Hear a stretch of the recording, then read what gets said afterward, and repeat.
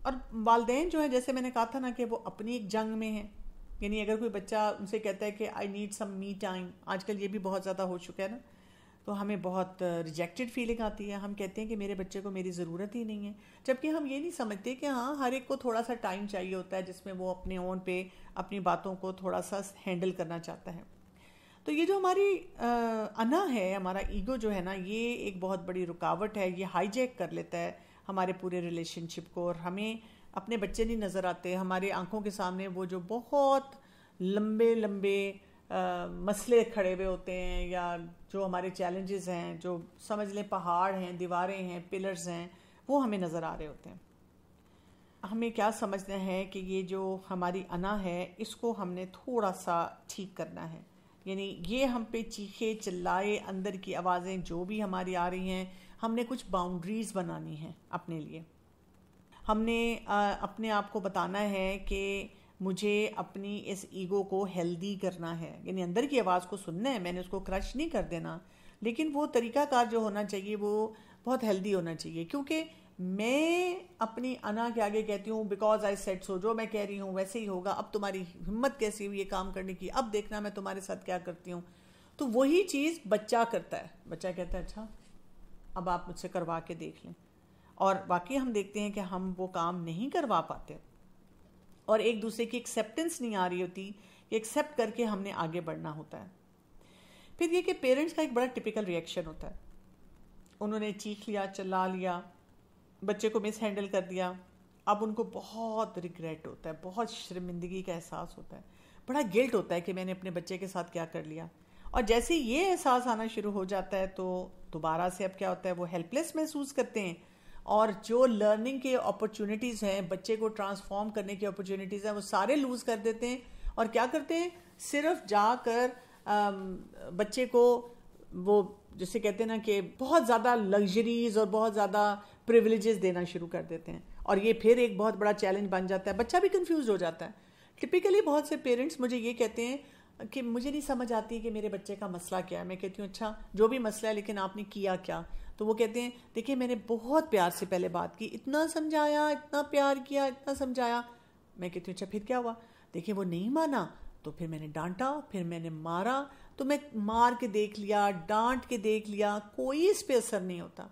Exactly जब हम variable behaviours देते हैं, कंसिस्टेंट पैटर्निंग देते हैं, तो बच्चा भी कंफ्यूज हो जाता है, और वो फिर क्या करता है, वो अपनी जंग में लग जाता है, और उसे नहीं समझ आती कि उसने फिर हमारे साथ क्या बिहेवियर करना है। तो असल हमारे लिए जो बहुत कीमती मशवरा है वो ये है कि जो भी हम प्रैक्टिस करें वो हमने डेली बेसिस पे करना है। हमें देखना है कि मेरे ये रिएक्शंस कहाँ से आ रहे हैं। इंशाल्लाह आज तो हमारा इंट्रोडक्टरी सेशन है, मैं आपको अगले सेशंस में करवाऊंगी ये सारी बातें, बहुत डिटेल में करवाऊंगी कि आपने अपने इन चैलेंजेस को, जो अंदर के आपके तूफान हैं, उनको कैसे सेटल करना है। इसमें ये कि अपने आप को कैसे काम करना है, कैसे कंपोज करना है, बच्चे के साथ कैसे आपने लिंक अप करना है, इनकी प्रैक्टिस कैसे करनी है। क्योंकि जब हमारे वही जो मैं बात करी थी ना कि डर और खौफ बहुत ज़्यादा होंगे ना, हमें वो एंजाइटी देंगे, हमारा गुस्सा आएगा, हमारे रिएक्शंस आएंगे, और वो सब बच्चे तक ट्रांसफ़र हो रहे होंगे। और वही बात है कि वो हम बचपन से अपनी ज़िंदगी को देख रहे होते हैं, हमारी इमोशनल डेवलपमेंट कैसे हुई हुई है, क्या हमने कभी सीखा है कि किस तरह मुख्तलिफ सिचुएशन में बच्चों को हैंडल किया जाता है। तो एक्सपर्ट्स ये कहते हैं कि बच्चों को पालना, बच्चों की तरबियत करना काफ़ी डिफ़िकल्ट जॉब होता है, लेकिन अगर आप डर गए तो वो जो जुमला बोला जाता है, जो डर गया वो मर गया, वो फिर नहीं काम कर सकता। तो हम क्या करें कि जो भी हमारे अपने फियर्स हैं, हमारी अपनी इंटेंस एंजाइटी है, जो पेरेंटिंग की बातें हमें बॉदर करती हैं, हम देखें कि उससे क्या रिजल्ट आता है। वो काम करने से क्या सही रिजल्ट आ जाता है? नहीं। इतना रिजल्ट आता है कि बच्चा खुश हो जाता है। हम कहते हैं चलो बच्चा ही खुश रह ले, पहले तो मैं भी रो रही थी, बच्चा भी रो रहा था, मैं भी चीख रही थी, बच्चा भी चीख रहा था। नहीं, हमने कोई पॉपुलैरिटी वोट नहीं लेना होता। मेरे पास बहुत ऐसे चैलेंजेस आते हैं, स्पेशली वो बच्चे जिनके बड़े बड़े मसले होते हैं, उनमें सिर्फ ये बात होती है कि पेरेंट्स जो होते हैं वो समझते हैं कि हम बच्चे को बहुत रिलैक्सेशन दे दें, आसानियाँ दे दें तो ये मसला हल हो जाएगा, जबकि ऐसा नहीं है। जितनी आप आसानियाँ देते जाएंगे, अगर आपने बाय द बुक असूली तौर पे कोई उनको आसानी ना दी, सिर्फ इसलिए दी आप डर गए उस बच्चे से ये सेल्फ हार्म में ना चला जाए, ये चीखना ना शुरू कर दे, ये गाली ना दे, ये मुझे मारना ना शुरू कर दे, ये जो है ये इस तरह फिर होमवर्क नहीं करेगा, पढ़ाई नहीं करेगा, कपड़े चेंज नहीं करेगा, छोटा बच्चा बड़ा बच्चा, और आप उसको वो प्रिविलेजेस देते जा रहे हैं, तो आपकी ज़िंदगी आगे जाकर बहुत ज़्यादा डिफ़िकल्ट होने वाली है। क्योंकि फिर तो आपके हाथ से वो जैसे कहते हैं ना, तीर कमान से निकल चुका है। हाँ, कुछ ना कुछ तो फिर भी हो सकता है, लेकिन आपको बहुत सारा मलबा समेटना पड़ेगा, बहुत सारे मुश्किलात जो हैं उनको देखना पड़ेगा। अब आप देखिए, हम बहुत सी सिचुएशंस को देख रहे होते हैं। मैं आपको एक और सिनेरियो देती हूँ। एक माँ जो है ना, वो बहुत एंक्शस है। अच्छा, उससे पूछा जाए कि आप क्यों एंक्शस हैं, क्यों आप परेशान हैं, तो वो कहती हैं कि जी जो है ना, मेरे बच्चे का टेस्ट है और मैं बहुत एंक्शस हूँ कि अगर मेरा बच्चा फेल हो गया फिर मैं क्या करूँगी। तो अब बच्चा क्या करेगा, बच्चा क्या पढ़ सकेगा? बच्चे को खाली टेस्ट की एंजाइटी नहीं होगी, बच्चे को ये भी एंजाइटी होगी कि वो मेरी अम्मा ने उसके बाद मेरे साथ क्या करना है, मेरे वालिदैन ने मेरे साथ किस तरह से बिहेवियर लेके चलना है। बहुत सी माइंड टिपिकली ये कहती भी नज़र आती है ना, जब उनसे बात की जाए, आप किधर गायब हैं, बड़ा अरसा हुआ है, मुलाकात नहीं। वो कहती हैं मेरे इम्तिहान हो रहे थे, और आप कहते हैं अच्छा आपने कोई पढ़ाई शुरू कर दी है। वो कहती हैं हंस के, दरअसल बच्चों के इम्तिहान मेरे ही इम्तिहान है ना, वही चीज़ बार बार चल रही है। तो अपने पास्ट पे नज़र रखें, अपने पास्ट के हेल्दी पैटर्न्स को तो डेफिनेटली अंदर आगे लेकर आएँ, ताकि वो आपको पेरेंटिंग में फैसिलिटेट करें। लेकिन ऐसे पैटर्न्स जो कि हेल्दी नहीं हैं, बार बार रिपीट हो रहे हैं, और आपका और आपके बच्चे का रिलेशनशिप भी ख़राब हो रहा है, आप पेरेंटिंग भी सही तरह नहीं कर पा रहे हैं, तो उससे अपने आप को आपने पहले बचाना है। पहले अपनी इनसिक्योरिटीज़ को, अपने कॉम्प्लेक्सेस को, अपने बिहेवियर के प्रॉब्लम्स को आपने रिजॉल्व करना है। मुझे ये बहुत बड़ा अगेन कोचिंग में ये चैलेंज आता है। हर पेरेंट जो मुझे कंसल्ट करता है वो ये चाहता है कि जी मैं ना आप अपने बच्चे को आपके पास भेजती हूँ, आप प्लीज़ इनके कुछ सेशंस लेकर ना इनके इस बिहेवियर को ठीक कर दें। जबकि वो बिहेवियर ओरिजिनेट हो रहा होता है वालिदैन से, और वालिदैन कुछ भी सीखने के लिए तैयार नहीं होते। मुझे बार बार उनको समझाना पड़ता है कि look, this behaviour is coming from the parenting practice. उनको ये बात नहीं समझ आती। मैं आपको बताऊँ, मेरे पास एंजाइटी, डिप्रेशन, इसी तरह से ओसीडी, फिर इसके अलावा सेल्फ हार्म, इवन ड्रग्स लेना, या ये कि पढ़ाई में बहुत ज़्यादा प्रॉब्लमेटिक बिहेवियर देना, पेरेंट्स की बात ना सुनना, यानी जिस भी लेवल का आप मसला देख लेते हैं वो आता है। और पेरेंट्स चाहते हैं कि नहीं, मैं एग्जॉस्टेड हूँ, आपने इस मसले को हल करना है। तो मेरा बड़ा ये फर्म एक असूल होता है कि नहीं, पहले पेरेंट्स जो हैं वो अपने रवैयों को ठीक करेंगे, और जब वो ठीक करेंगे तो उसके बाद जो है हम बच्चे तक जाएंगे।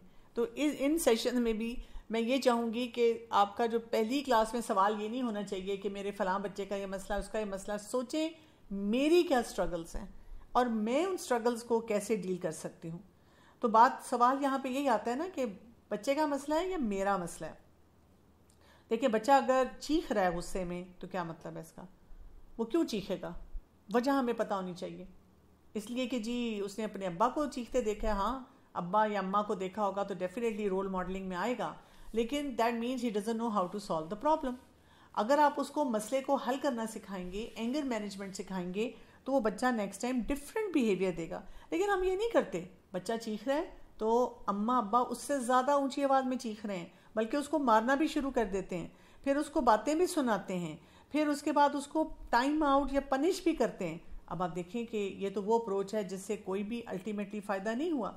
और जब सबका गुस्सा ठंडा होता है तो कोई माफ़ी तलाफ़ी हो जाती है, लेकिन उसके अलावा कोई भी एक शॉर्ट लिव्ड सा टाइम होता है, और कुछ अरसे के बाद वही पैटर्न दोबारा रिपीट होना शुरू हो जाता है, और हम रूट कॉज तक फिर भी नहीं जा रहे होते, हम वो जो करने वाले काम हैं उनको फिर नहीं देख रहे होते।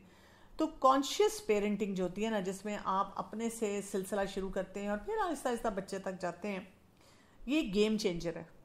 ये आपको सिखाता है कि आपने अपनी पेरेंटिंग प्रैक्टिसेस से मसले जो हैं उनको हल करना जो है वो शुरू करना है।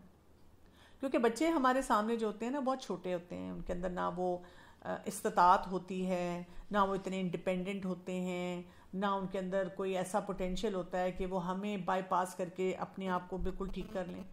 हम उनके लिए वो सीढ़ी हैं, वो स्टेयर हैं, जिसके सहारे उन्होंने ऊपर चढ़ना है और ऊपर चढ़ के अपनी कामयाबी तक पहुंचना होता है। इसलिए तो अल्लाह ताला ने वालिदैन को ये जिम्मेदारी दी है ना। लेकिन हम अगर अपने उस वक्त अपने ईगो, अपनी अना, अपने फियर्स, अपनी शेम, अपनी गिल्ट, अपने पास्ट उसी से नहीं निकल रहे, तो फिर हम आगे मसला कैसे हल करेंगे। एक और मिसाल ले लेते हैं। एक वालदा हैं और वो बार बार कंप्लेन करती हैं कि जी बच्चे जो है ना मेरी बात नहीं सुनते और सुबह को हंगामा मचा हुआ होता है, बच्चे स्कूल के लिए लेट हो जाते हैं, कोई नाश्ता नहीं करके जाता और मेरे से नहीं संभाले जाते, मेरी तो बात ही नहीं सुनते, मैं जो मर्जी बताऊं फिर मुझे भी चीखना पड़ता है, मेरे हस्बैंड भी चीखते हैं, हमारी भी लड़ाई हो जाती है और बच्चा जो है वो तो बदतमीज़ से बदतमीज़ होता चला जा रहा है। हम बात करने की कोशिश करते हैं लेकिन वो सुनता ही नहीं है, कोई मसले ही नहीं हमारे हल होते। अब अगर मैं आपके सामने केस सिनेरियो दे रही हूँ तो मुझे बताएं कि यहाँ पे मसला क्या है। बड़ी सीधी सी कैलकुलेशन है। क्या है कि वालदा जो हैं वो ऑर्गेनाइज नहीं है। बहुत सी मदर जब मुझे यही कहती हैं कि बच्चा सुबह नाश्ता नहीं करता तो मैं पूछती हूँ कि आप उनको कितने बजे उठाती हैं।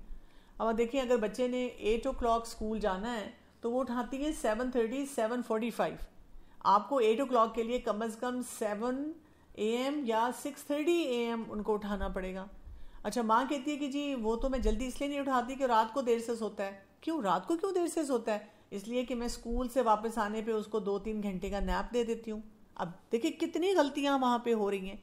एक से वो चेन ऑफ इवेंट्स बनते हैं जिसकी वजह से खराबी जाती है। क्योंकि हमारा दिन तो कहता है कैलूला, और कैलूला कितनी देर का होता है? मैक्सिमम 30 मिनट्स का, 40 मिनट्स का, बट दैट्स इट। और बच्चों को तो कई दफ़ा ज़रूरत नहीं होती, माएँ ज़बरदस्ती सुलाती हैं। आप ना सुलाएं, उनसे काम करवाएं, एक्टिविटीज़ करें और उसके बाद वो जल्दी सो जाएं। जल्दी सोएंगे तो वो जल्दी उठेंगे। पूरा साइकिल जो आपका है ना वो दुरुस्त होना शुरू हो जाएगा। तो इसीलिए जैसे मैंने आपसे कहा ना कि फोकस को थोड़ा सा भी आपको शिफ्ट करना पड़ेगा। अगर आप में से कुछ लोग बड़े खुश हो रहे हैं कि शुक्र एक पेरेंटिंग सीरीज़ शुरू हुई है, तो समझ के आई है कि नहीं नहीं, इसमें तो मुझे अपने ऊपर अभी काम करना है। पहले मुझे अपनी कुछ कामों को ठीक करना है, अपनी एंजाइटी को, जो मैंने अपने दिमाग में कोई परफेक्शनिज्म का मेयार बच्चे के लिए रख लिया है, मेरी जो डिज़ायर है कि मैं बच्चे को कंट्रोल करूं, मैं सही जगह पे येस और नो नहीं बच्चे को बोल पाती हूँ। फिर ये कि किस वक्त में कौन सा काम मैंने करवाना है, फिर ये कि किस इशू पे बच्चे को छोड़ देना है, किस इशू पे बच्चे को पकड़ना है, मेरी अपनी शादीशुदा ज़िंदगी के क्या क्या चैलेंजेस चल रहे हैं, कौन सी बात करनी है, कौन सी बात नहीं करनी है, किस वक्त करनी है। तो ये तमाम मामलात हैं जिनको हम इंशाल्लाह इस सीरीज़ में लेकर चलेंगे, कवर करेंगे, इनके ऊपर गुफ्तगू करेंगे और देखेंगे कि हमने बच्चों के उस फोकस को कैसे दुरुस्त करना है। यानी पहले आपका फोकस दुरुस्त होगा, जैसे ही आपका फोकस दुरुस्त होना शुरू हो जाएगा तो मसले हल हो जाएंगे। तो अपने आप को बार बार बताएं कि मुझे क्विक फिक्स नहीं चाहिए, बैंड एड नहीं मैंने लगाना। मैंने क्या करना है, मैंने एक ट्रांसफॉर्मेशन लेकर आनी है अपने लिए as a parent, as a mother, as a father. और वो जो ट्रांसफॉर्मेशन होगी वो बच्चे को जाकर फ़ायदा देगी। तो आज तो मैंने आपसे सिर्फ इतनी बात करनी थी और मैं ज़रूर आपकी बात सुनना चाहूँगी, आपके सवालात देखना चाहूँगी। कुछ सवालों के जवाब मैं डेफिनेटली भी देना चाहूँगी और कुछ सवाल जो होंगे उनको मैं महफूज कर लूँगी कि इंशाल्लाह जब आप इस सीरीज़ में हमारे साथ होंगी आपकी लर्निंग बढ़ेगी। तो आपने देखना है कि आपको उस सवाल का जवाब मिला है कि नहीं मिला। नहीं मिलेगा तो फिर जिस टॉपिक पे हम बात करेंगे इंशाल्लाह आप वहाँ पे रेलिवेंट सवाल पूछेंगे। जज़ाकल्लाह खैर डॉक्टर साहिबा। अल्हम्दुलिल्लाह, पहला सवाल मैं लेती हूँ क्योंकि किसी ने पूछा है नीचे। इनका कहना है कि बाज़ माएँ कहती हैं कि हमारे बच्चे लातों के भूत हैं, प्यार मोहब्बत से समझने वाली मखलूक नहीं हैं, तो उनको बुरे से ही ट्रीट करते चले जाते हैं। जब उनको समझाया जाता है कि उनको अच्छे से ट्रीट करें तो वो आगे से इस तरह के जवाब देते हैं। तो इनको कैसे समझाया जाए? समझा हम उसको सकते हैं जो समझना चाहे। ये फार्मूला ज़रूर याद रखिएगा। हम बहुत ज़्यादा एफर्ट्स लगाते हैं उन लोगों को समझाने में जो समझना नहीं चाह रहे होते। तो दो तरीके होते हैं। आप पहले तो आहिस्ता आहिस्ता उनको कन्विंस करें कि वो सही बातें समझें।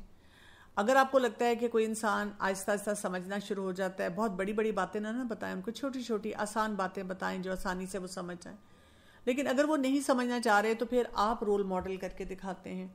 आप कुछ ना कुछ काम अपनी ज़िंदगी में ऐसा करते हैं कि वो जो लातों के भूत थे वो बातों से मान गए। आप वो प्रूव करके दिखाते हैं और आप देखिए उसी से फिर उनको समझ आती है। तो you have to like show कि ये काम हो सकता है, इट्स अ डूएबल टास्क। मैं मेरे बहुत सी जैसे मदर्स मुझसे जब बात करती हैं, वो किसी बात पे भी कहें, जैसे मैं इवन बच्चों को चेक करती हूँ, एग्जामिन करती हूँ एज अ पीडियाट्रिशियन, तो कई दफ़ा मदर्स कहती हैं ये बात नहीं सुनेगा, तो मैं उसको बिठाकर आराम से बात करती हूँ और उसको बताती हूँ कि आपने इस चीज़ को टच नहीं करना, इस चीज़ को ऐसे देखना है। वो बच्चा मेरी बात सुनता है, मैं उससे रिपीट करवाती हूँ और आराम से बैठ जाता है। फिर वो कहती है पता नहीं जी आपकी बात उसने कैसे सुन ली, हम तो थप्पड़ भी लगाते हैं, चपेट भी लगाते हैं, लेकिन ये बच्चा है कि बात सुनने के लिए तैयार नहीं होता। तो इस तरह से कुछ टेक्निक को चेंज करना होता है। जी मैम, मेरे ना 3 बच्चे हैं और तीनों ना अंडर 6 हैं। तो अक्सर जो मेरी बड़ी बेटी है ना, छोटे तो चलो दोनों छोटे हैं, जो बड़ी है ना वो भी 5 की हुई है। तो अक्सर कुछ दिन ऐसे होते हैं कि उसका रवैया बहुत अच्छा होता है, जो मैं बात करती हूँ वो मान रही होती है। लेकिन मैं अगर अपना देखूँ ना कि उन दिनों मेरा भी मूड अच्छा होता है, लेकिन जिस दिन मेरा मूड ठीक नहीं होता है ना, और उन दिनों वो भी बात नहीं मानती है, तो फिर उन दिनों वो ज्यादा, मुझे भी ऐसे ज्यादा ही एंगर शो हो रहा होता है, वो भी ज्यादा ही जैसे कहते हैं ना डीट हो रही होती है। तो मुझे समझ नहीं आती है कि इन दिनों मैं अपने आप को कैसे ठीक करूं और उसको कैसे ठीक करूं। आपने बहुत ही इम्पोर्टेंट सवाल पूछा है। पहली बात तो ये कि आपके बच्चों की ना एज छोटी है और उनमें गैप कम है, तो आप अपने आप को ना इंसान समझेंगी, कोई सुपर ह्यूमन नहीं समझेंगी, सुपर मॉम नहीं समझेंगी कि, क्योंकि लोग हमसे एक्सपेक्ट करते हैं ना कि आपके बच्चे छोटे हैं, बड़े हैं, जो भी हैं, बस आप हर वक्त परफेक्शन से काम करती नज़र आएँ। तो पहले तो आपने अपने लिए पिक एंड चूज़ करना है कि इतने छोटे बच्चों के साथ कौन सा काम मैं आसानी से कर सकती हूँ और वो ज़रूरी है, और कौन सा काम मैं भी पोस्टपोन कर सकती हूँ, उससे फ़र्क नहीं पड़ेगा, ताकि आपको थोड़ा सा रेस्ट भी मिले। आपका गुस्सा इसीलिए होगा कि आप सेल्फ केयर नहीं करती होंगी। सेल्फ केयर अपनी बढ़ा दिया करें। जिस दिन आपको गुस्सा आता है, आपका मूड अच्छा नहीं होता, जिसमें ये कि अपना नाश्ता वक्त पे करें और इसी तरह पानी पिएं, फिर थोड़ा सा रेस्ट कर लें। अगर आपके घर में कोई संभालने वाला नहीं है, जैसे हस्बैंड जॉब पे हैं, तो कोई नेबर, कोई फ्रेंड ऐसी हो जो थोड़ी देर के लिए बच्चों को देख सके। अगर ऐसा भी कोई नहीं है तो आप बच्चों के पास बस लेट जाएं, काम ना हर वक्त करती रहें, बच्चों को खुद से थोड़ा थोड़ा खेलने दें। इसी तरह अपने आप को शाबाश बहुत ज़्यादा दें जब भी आप कोई काम करें कि मैं बहुत अच्छा काम कर रही हूँ, यानी जब छोटे बच्चे हैं तो मुझे कितनी एफर्ट करनी पड़ रही है। सेल्फ केयर के बारे में पढ़ें, self care for a mother. आप जब ये पढ़ेंगी आपको और भी बहुत सी टिप्स मिलेंगी, और जब आप उसको प्रैक्टिस करेंगी तो फिर आपका उस दिन भी गुस्सा ठीक हो जाएगा। तो जब गुस्सा आपका ठीक होगा तो जाहिर है, आपने जैसे खुद ही कहा कि मैं जब खुश होती हूँ तो बच्चे भी मुझे तंग नहीं करते, तो इसी से फिर आपको आप देखेंगे कि फ़र्क पड़ जाएगा। नेक्स्ट किसी का सवाल है कि बिलो 10 इयर्स इन ऐसे सिबलिंग्स हैं, उनकी एज 10 साल से कम है, तो इनकी फाइट्स को कैसे कंट्रोल किया जाए? सिबलिंग राइवलरी के बारे में पढ़ें ना, सिबलिंग राइवलरी के बारे में पढ़ें और देखें कि उसको कैसे हैंडल किया जाना है। मैं इस पर डिटेल में इसलिए भी बात नहीं करी कि ये टॉपिक्स आगे काफ़ी सारे आएंगे, उस पर तब हम डिटेल में बात करेंगे। नेक्स्ट सवाल है कि ज्वाइंट फैमिली सिस्टम में बच्चों की तरबियत कैसे करें जबकि हस्बैंड की कोई सपोर्ट ना हो? देखिए, मैं तो सिंपल सा जवाब देती हूँ, जॉइंट फैमिली सिस्टम में वैसे ही करें जैसे आपने अलग रह के करनी थी। यानी उसी तरह सुबह उठें, नाश्ता करें, खाना बनाएं, प्यार से बच्चे से बात करें, फजूल का प्रेशर ना लें। अगर ससुराल वाले कुछ कह देते हैं उसको ईगो का मसला ना बनाएं, गलत किस्म के डर अपने अंदर ना लेकर आएं, अपने ससुराल वालों की इज्जत करें, बच्चों से भी इज्जत करवाएं, तो मामला ठीक हो जाते हैं। लेकिन जब हम थोड़ी सी बात पे भी इनटॉलरेंट होना शुरू हो जाते हैं तो फिर मामला ज़्यादा ख़राब होते हैं। फ़र्ज़ करें अगर आपके इन लॉज बहुत सख्त तबीयत भी हैं तो कोई बात नहीं, आप सही बिहेवियर देते रहें, आपका बच्चा खुद ब खुद सीखेगा और बच्चा समझेगा। ज़्यादातर केसेस में मैंने देखा है मसला तब होता है जब अगर इन लॉज ज़रा सख्त हैं, स्ट्रिक्ट हैं, डिफरेंट काम करते हैं। मेरे पास आते हैं ऐसे केसेस कि जी बहुत आपस में बातचीत करते हुए गाली गलौज करते हैं, तो मेरे बच्चे वहाँ से सीख रहे हैं। तो आप फ्रस्ट्रेट ना हो। अगर आप फ्रस्ट्रेशन के बगैर अपने बच्चे से डील करेंगी, आप अपने बच्चे को सिखा लेंगी। और ये नहीं कि वो जब गाली देते हैं तो कितने बुरे हैं, ऐसे लोग जहन्नम में जाते हैं और ये होता है, वो बच्चा जाके उनको सिर्फ बताएगा मेरी मामा कह रही थी आप गाली देती हैं, आप ये आपके साथ होगा। इसकी वजह आप सिंपली बस वैसे बताएंगे बेटा हम ये लैंग्वेज नहीं यूज़ करते। अगर उस पर वो आपको कहता है कि जी फलां फलां फैमिली में यूज़ कर रहा था, तो आपके कोई बात नहीं बेटा, अगर कोई कर भी रहा था तो सो वॉट, हम नहीं करते। बस इस तरह से आपने एक जेंटल तरीके से बच्चे से बात करनी होती है। हम ससुराल वालों का सारा गुस्सा जो है बच्चों पे निकालते हैं। और ये मैं आपको बता दूं, अल्लाह का शुक्र अदा करें कि आज के दौर में अगर आप ससुराल वालों के साथ रहते हैं, क्योंकि इसकी वजह से आपका जंग कंट्रोल हुआ है। इसकी वजह से आपकी बहुत सारी जो आपने मारपीट करनी थी बच्चों की वो भी कंट्रोल हुई भी है, और भी बहुत सारे ऐसे काम कंट्रोल हुए हैं। क्योंकि जब ससुराल वाले नहीं होते तो क्या है, सारा दिन हम बाहर से खाने खाते हैं, अम्मा का जब दिल चाह रहा है सोकर उठ रही हैं, और अब्बा का जब दिल चाह रहा है जो मर्जी कर रहे हैं, बच्चे बेचारे बिखरे हुए हैं। हम ससुराल वालों के प्रेशर में तो आजकल थोड़े बहुत काम कर रहे हैं, तो वो भी प्रेशर ना रहा तो फिर आप सोचें बच्चों का पता नहीं क्या हाल हो जाएगा।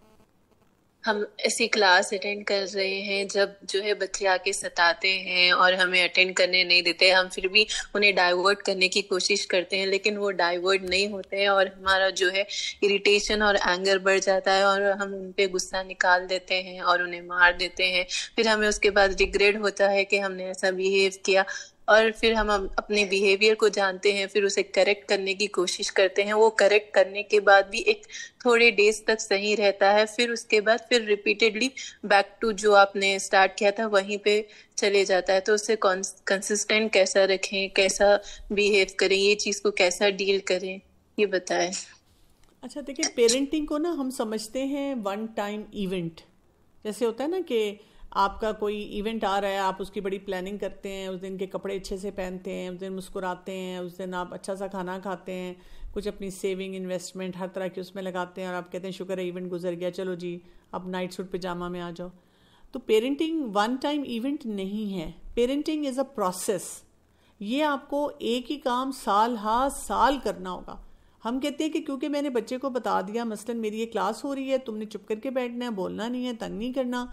मैं अभी क्लास लेती हूँ ना, मेरी कितनी ऑनलाइन क्लासेस होती हैं, तो मेरे घर में जो बच्चे हैं, मेरे ग्रैंड किड्स हैं, वो हर थोड़ी देर बाद दरवाज़ा खोल के आ जाते हैं। फिर मैं उनको इशारे से बताती हूँ कि नहीं आना, लेकिन मैं ये नहीं करती कि इस सेशन के बाद मैं उनकी हालत बुरी कर दूँ। बस वो कई दफ़ा झांकते हैं, थोड़ा सा बोलते हैं, निकल जाते हैं, कोई बात नहीं। That's how children learn. मैं उसको ऐसा इशू नहीं बना सकती जिसकी वजह से बच्चे कहें कि या अल्लाह अम्मा एक तो पेरेंटिंग की क्लास या कुरान क्लास अटेंड कर रही हैं और साथ खौफनाक कितनी हो गई हैं। तो ये हम इम्प्रेशन नहीं क्रिएट करना चाह रहे। सो जस्ट रिमाइंड देम, कोई मसला ही नहीं है, बस रिमाइंड करते रहें। मैंने तो अपनी ज़िंदगी में सोचा हुआ है कि जब तक मेरे पास ये डिग्री है ना कि आई एम अ मॉम, तो मैंने अपने बच्चों को कांस्टेंट रिमाइंडर देना, देते रहना। और जब मर जाऊंगी तो ठीक है, फिर अब वो याद करेंगे कि हमारी अम्मा हमें ये बताया करती थी। और आप देखें कि बाद में अपनी माँओं की बातें बहुत याद आती हैं और हम उस पर अमल भी करते हैं, और साथ मैंने दुआएं करते रहना है।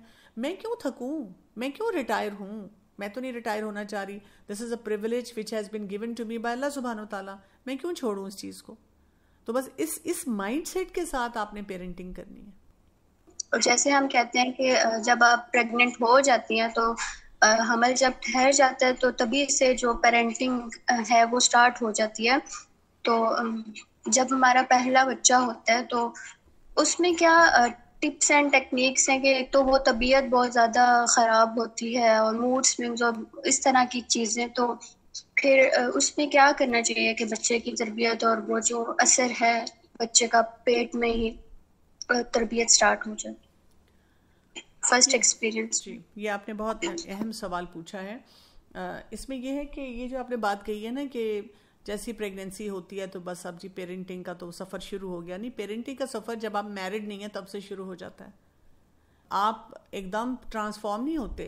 आप जब जवान होते हैं और आपकी जो हैबिट्स बन रही होती हैं और वही हैबिट्स आगे जाकर मैरिड लाइफ और फिर जब आप बच्चों के साथ डील करें उसमें अपना रोल प्ले करती हैं। तो बहुत पहले, बल्कि मैं तो कहूँगी हर स्टेज पे अपने ऊपर काम करना होता है ताकि हम अपने आप को ग्रूम करते रहें। फिर ये कि जो प्रेगनेंसी है ना, एक्चुअली होता ये कि शादी हुई तो उस पर भी हम लड्डू बांटते हैं और हम कहते हैं मुबारक हो मुबारक हो। तो वो लड़का लड़की समझते हैं कि बस it is all about fun and enjoyment और अब हम लिबरेट हो जाएंगे। लेकिन जब शादी हो जाती है तो फिर उनको समझ आता है कि ओहो ये तो कोई बड़ा चैलेंजिंग टास्क था। फिर क्या है कि जी प्रेगनेंसी होती है तो फिर लड्डू बांटे जाते हैं। फिर हम कहते हैं अच्छा जी अब तो मैंने कोई बड़ा काम कर लिया, हमने तो बच्चा पैदा हो रहा है तो बस जी चलो एंजॉय करो। अब उसके चैलेंजेस शुरू हो जाते हैं। फिर उसके बाद बच्चा पैदा होता है तब भी लड्डू खिलाए जाते हैं और फिर कहा जाता है मुबारक हो जी बेटा हुआ बेटी हुई। Again we do not understand the ground reality. असल चीज़ होती है कि हमें ये देखना होता है कि अच्छा जी प्रेगनेंसी होती क्या है, या मैरिड लाइफ होती क्या है, या बच्चा पैदा हो गया तो वो होता क्या है और उसमें मुझे कैसा स्टेमिना चाहिए, उसमें क्या क्या हमें कुरान और हदीस से पता चलता है, क्या वाक़यात मिलते हैं। जैसे प्रेगनेंसी में आप सूरह आले इमरान में जो मरियम अलैहिस्सलाम की वालिदा हैं उनका वाक़या ज़रूर पढ़ें। क्या खातून थी, क्या डायनामिक कैरेक्टर था।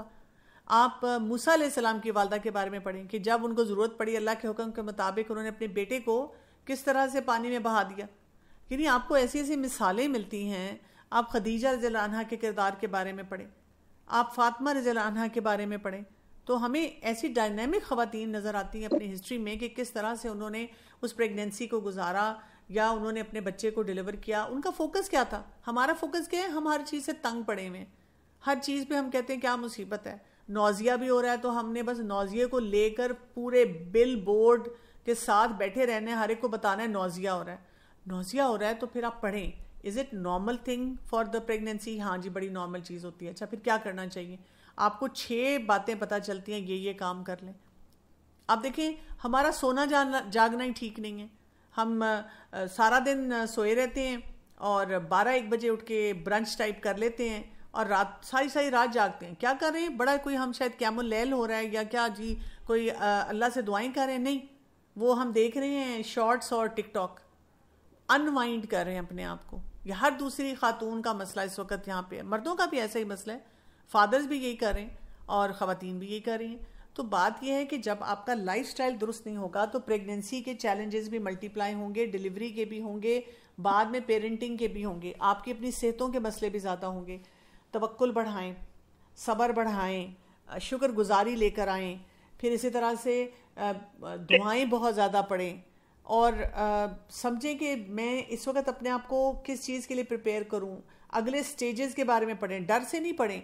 ये देखें कि अच्छा आगे क्या करना है, अच्छा आगे क्या करना है, अच्छा अगली स्टेज कैसी होगी। इतनी ऐप्स मिल जाती हैं आपको, इतनी बुक्स मिल जाती हैं जो आपको इन्फॉर्म कर रही होती हैं और उसके मुताबिक आप कुरान को पढ़ें कवर टू कवर के बच्चा जो है वो तिलावत सुने, बच्चा जो है वो मेरे अंदर सुकून को महसूस करे।